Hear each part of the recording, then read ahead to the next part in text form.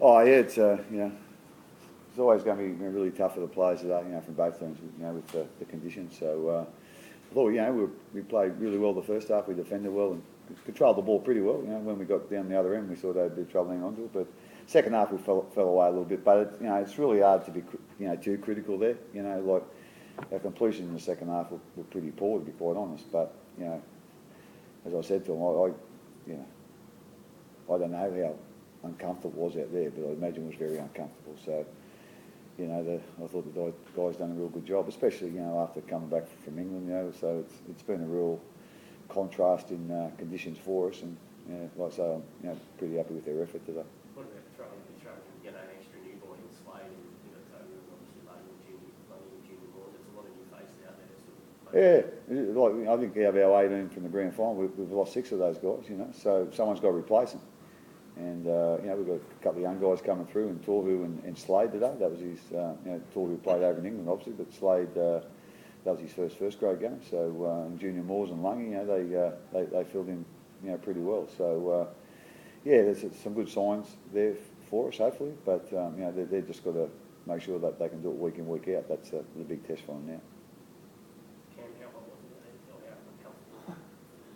Yeah, it's pretty warm. I was just saying after the game that I can't remember a match in recent times where it's been so difficult to get out there and play. It was hot, but on top of that, it was quite muggy as well. We come out in the second half and there was a light breeze out there, and it felt like it cooled down, but the cloud come over, and it was just it's like playing in the sauna really. And you could see both teams how, as each half went on, how sort of tired we all got, and the balls started hitting the ground. And but as Craig said, it's sort of expected this time of year, and for us coming back from England, everyone knows it's hard. We haven't really trained all that much since we got back. It's just been about getting ourselves right physically for this match, and recovering. But overall, I thought I was pretty happy with the way we played. To score 30 points straight up and only concede two tries, that was pretty pleasing. And we scored 30, and the area that we let ourselves down in was, building pressure on their try line. That's where we dropped all of our ball. So that was a pretty pleasing thing, and it's an area that we'll need to fix for next week. You came up for the last 5. Is that something with a view to next week as well? That's because that's given the conditions today. Yeah. You'll be out there.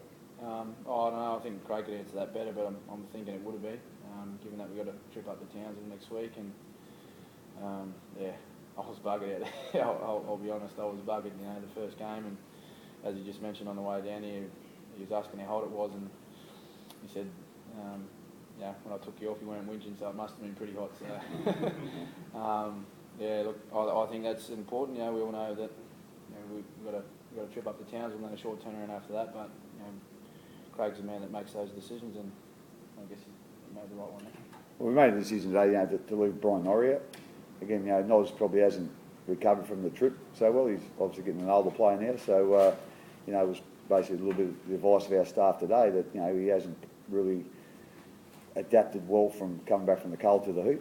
So, we left him out there. We thought that was the safest thing for him, it worked out okay for us. We ended up winning the game. But, it's still, the older guys are the guys you worry about, especially the older, bigger guys. So, as I said, our test, sort of said that, it would have been hard for Noz, to put up with the heat today, and it just seems to be that the heat, is coming later in the year than it used to be. It used to come in January and February, but now it's coming in March. I know it's something the NRL might be able to look at, for the first month of the competition, just playing night games. We could play, one on Thursday night, a couple on Friday night, a couple on Saturday night. Again, a couple on Sunday night, perhaps on the Monday night. That might be, because like I say, every year there seems to be someone played in extreme temperatures, and that's going to really affect our preparation for next week. It's going to affect St George's preparation. I know how hot it was at Penrith, today, but like I say, it's affecting some teams, and other teams are playing in the cool. So I think that'd be something we could certainly have a look at for the first month of the season. And I just couldn't believe today either that we didn't have the 20-minute break for drinks. That as Cameron said, I know he doesn't whinge, or he doesn't whinge much, but and he didn't whinge coming off today, so that's a real, that tells me that it was extreme conditions out there today, and to not to have the 20-minute break to me was quite silly. I know we wanted to have it. I think St George didn't want to have it, and apparently the conditions said that it wasn't necessary to have it. Well, the people that made that decision, they should go out there and play, and they might change their mind. Did you think at any stage, given the score on late in the game, of pulling anyone else off as well, like getting Billy off, getting Cooper off, or getting some of the old guys off, or you just couldn't? Well, without a doubt, but we couldn't. We used up a fair few replacements there. A few of the big guys struggled, and young Slade got hurt, which knocked our rotation around a little bit. So we were certainly looking to get him off. But if I took him off, we wouldn't have had any replacements left, and that puts more pressure on the other players or more stress on the other players. So we just couldn't do that. Is that part of the heat policy? Do you get extra interchanges with the heat policy? Is it something? No, you don't, and that might be something they can have a look at as well. I sort of mentioned that during the week to Frank. He said, but you just can't do that. So again, I think that one's probably a bit tough to do. When you sort of, I don't know where they say you can have extra interchanges, but I think they should genuinely look at that first month that we play night games. And but again, that's just after today, and like I say, that's not a criticism, because it just seems to be the hot spell seems to be coming. It's coming later in the year than it used to, and it's been like living in the tropics down here last week, as you guys know, and it's been amazing, the weather. But like I say, the people that decide that we weren't going to have the 20-minute break today, it's all right sitting up in the stands making that decision. You get out there and play, and you'd be looking for a drink after every 10 minutes, not every 20. Is it because of humidity? Is that what the rule's based on now?